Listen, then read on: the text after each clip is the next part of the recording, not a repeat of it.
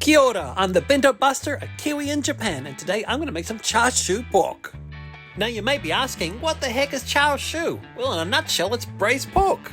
You take pork belly or pork loin and you braise it over a low heat. In the sauce that contains sake, soy sauce, sugar, ginger, and maybe some green onion. And yes, it is that meat that you usually find on top of your ramen. Usually when you make chashu, it takes forever. There's 20 minutes of prep, the cooking time is 1 to 2 hours, and then it's 8 hours of just letting it rest. Honestly guys, do you have time for that? I don't. Well, I do, but not today. That's because today I have this. This is the Steam Me Chashu baggy thing. From that famous Japanese food company, AJINOMOTO. That's right, the same guys that invented MSG. So they invented that, and they also invented this baggy thing. This is a high-tech, well-engineered bag with chashu sauce inside. And that special sauce contains all the flavorings that you will need, plus garlic. And this is not pork belly, it's pork loin, and I need about 250 grams of it, so I'm going to cut it about here. Okay, so this is my piece of pork that will soon become some chashu, and the next thing I've got to do is, I guess, stab it multiple times according to the instructions. And for the task of piercing the pork, I'm going to use this metal skewer.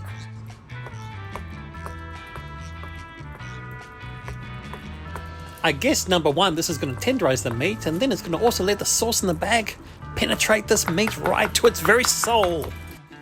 There you go, that's it, and that was very therapeutic.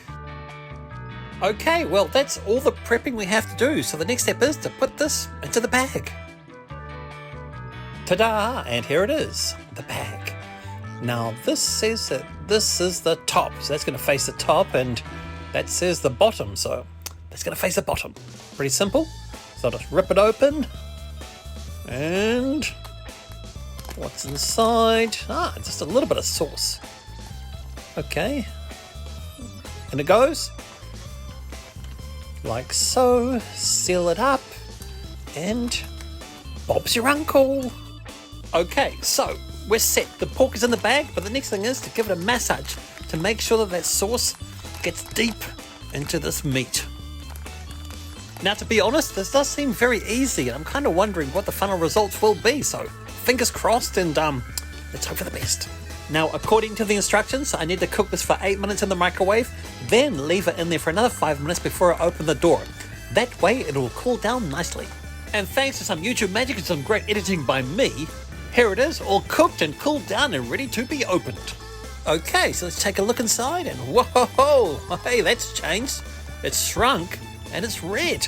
Or is it brown? Anyway, let's get it out and check it out. And from the looks of it, like magic, there's a whole heap of sauce in there, so I think I need my tray. Now just look at that. Where did that sauce come from? It's half the size, but look at it closely. It's cooked chashu. My God, it looks amazing. What a transformation.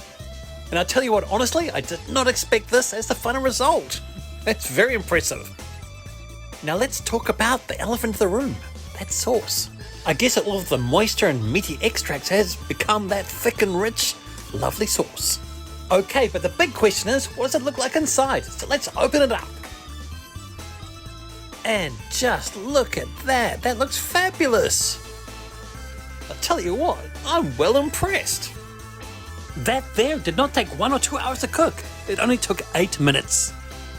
It's cooked all the way through, it's covered in sauce, and that meat is just moist and tender. Now there are plenty of ways to serve this. Once it's cooled down completely, you could put some thin slices of this on top of your ramen. Or you could cut it into thicker slices like this, and put it on a plate, and top it with some sauce and some shiraga negi. That's a julienned long green onion that's used as a garnish. AKA the white long pieces of julienne onion that you find on top of your ramen. Or you could dice this into small pieces and toss it into your fried rice. This stuff is packed full of flavor and it's very versatile. And I tell you what, it's also delicious. AJINOMOTO, hats off to you. This is a real time saver. So guys, the next time you're at your local Asian supermarket, if you see this, I definitely recommend it. You give it a try because you'll definitely have some awesome chashu in 8 minutes. But if I was you, for maximum impact, I would put this in the fridge for about an hour, then I'd cut it into thin slices, and that would be bloody awesome. So let's recap. I just used a plastic bag to make some awesome chashu in minutes. And this was a review.